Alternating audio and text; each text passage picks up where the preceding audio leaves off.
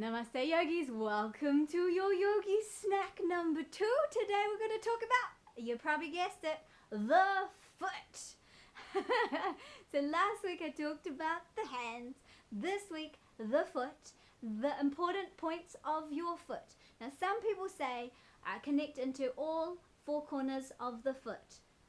Big toe, little toe mound, corner of the heel. Now you could think about it that way. You want to lift through the arch, and if we're in a warrior 2, you really, that back foot there, that back foot wants to connect strongly through the outer edge and lift through the arch.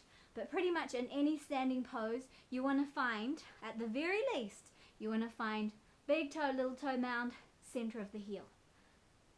Creates this triangle.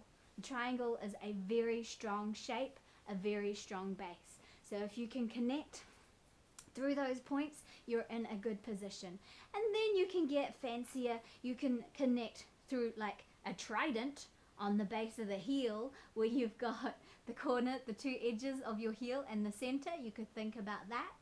That's a good connection point. But really, if you just focus on the center of the heel, you kind of nail it anyway.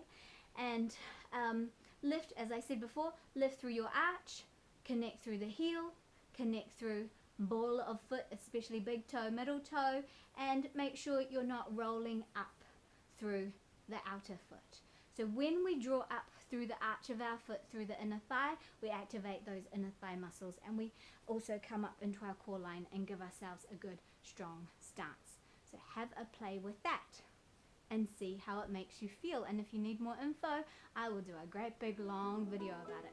Just wanted to get that into your thoughts for today.